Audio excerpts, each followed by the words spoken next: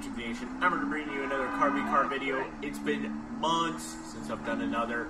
I will try and do a couple of them every DLC, just compare to see up to date what is the best vehicle in each category, you could say. In this video, we are going to put the Dinka Enduro dirt bike against the Sanchez dirt bike.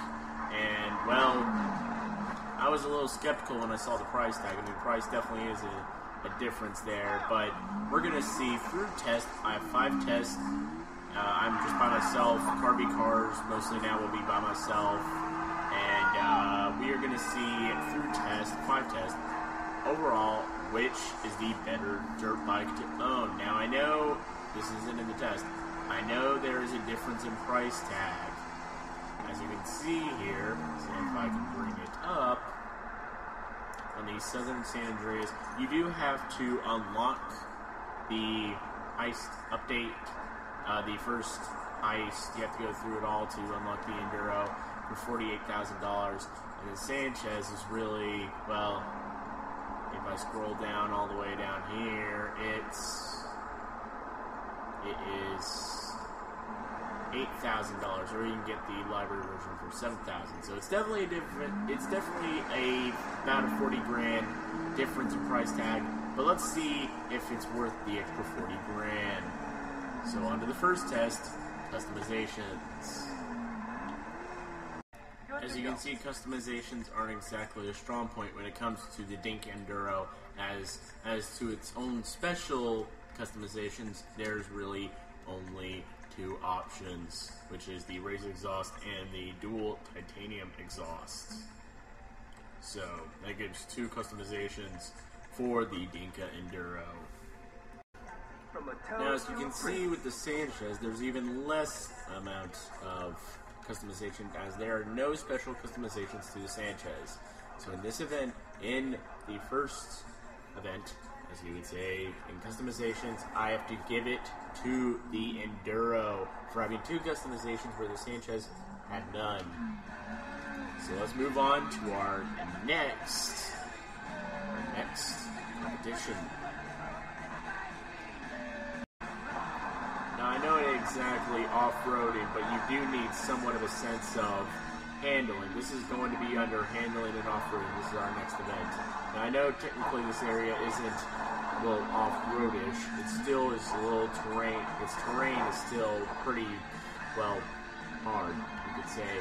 But the Sanchez offers well around doing some pretty awesome DMX stunts, and you can do just about anything with this bike when it comes to handling. As you can see here, and I will show you for a couple more seconds, I was able to do some pretty cool handling, as I did also have trouble getting over the guardrail, which also has to do with speed and acceleration, which I will get down later in the video. But eventually I do get over the side, and I continue doing some pretty cool and awesome tricks, as this thing is really good on off-road and handling. So now I will show you the Enduro while handling / off-roading. Now here we have the Enduro here, as I change my radio.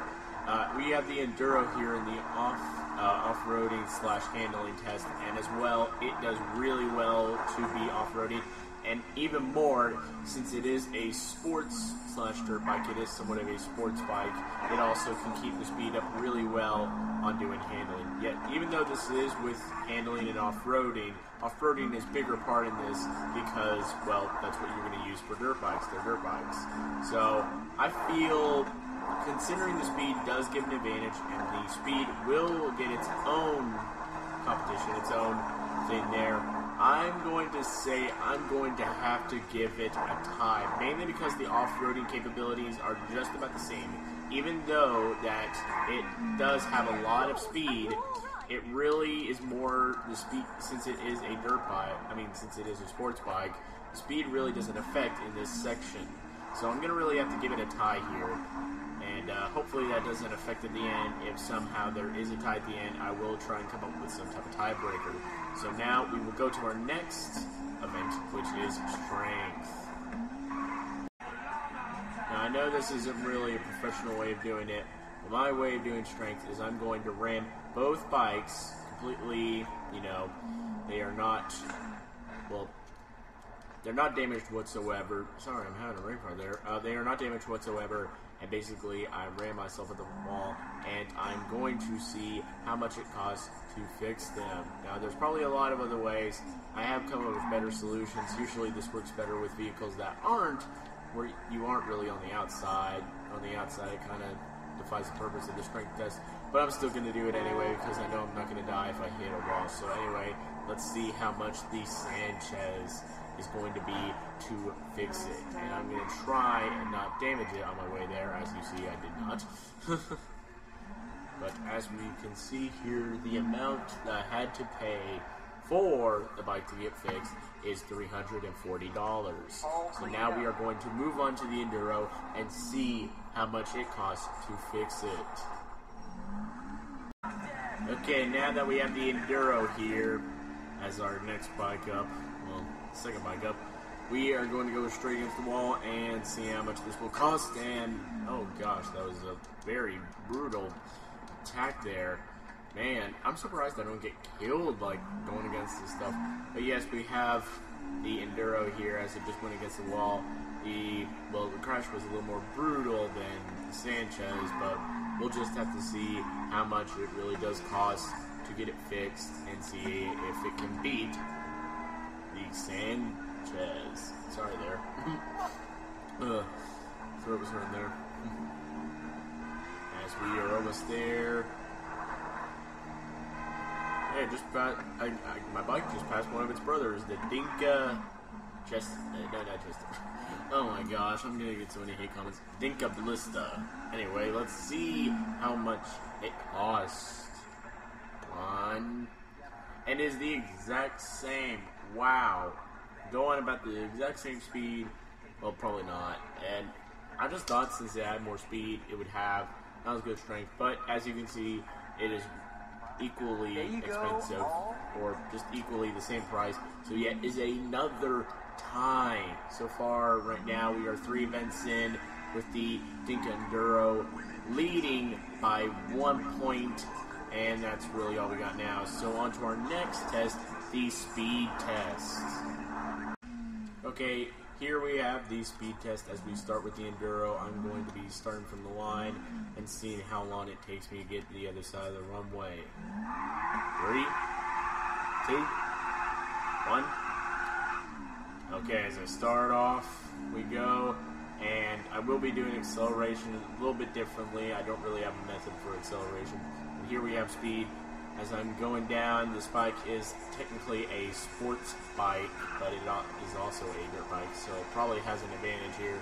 But we'll just have to see, as we are almost at the end of the runway. As I counted from the white line, that was 22 seconds.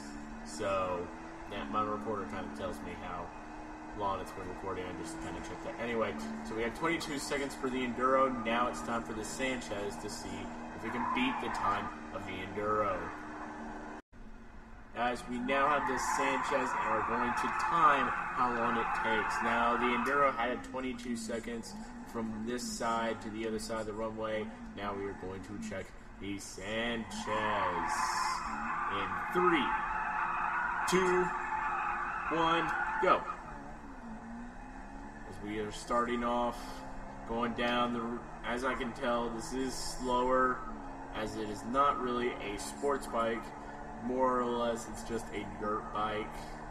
So who knows? Maybe the Enduro is the better overall bike. And I know I'm swerving a little bit, but it really doesn't matter. As whoa! Even though the bike does not feel as fast, we yet have another tie. No lie, at 50 at the time of recording, it basically minus what I'm doing. Anyway, it was 22 seconds as well. I know even if I did record that to more of a parts of a second, I would still have to give it a tie for how close the 2 times were. So now we are 3 ties. These sports bikes are so close to each other. So now we are going to leave it up to the stats for acceleration. Yes, I am right. Yes, that's why I said I'm doing acceleration stats instead. Because right now I don't have anyone to do this with No one I know really has a Sanchez or an Enduro, so we are only going to be... I can't really judge the acceleration unless I have someone right beside me to check it out. I have to check the stats and lead up to that. So, the acceleration is... Oh, darn it. The acceleration for the Sanchez is just a little over 4 bars. And the acceleration on the Enduro... Both of these bikes are fully customized, by the way, the same. And the Enduro is at 5 on the acceleration. So, that means that basically, the winner here is winning 2 events. Winning 2 events is the Enduro, winning 2 events, and 3 of them are tied. So, I mean, if the bike isn't bad, the Sanchez is not a bad bike. But the thing is that it's just, I guess you get what you pay for.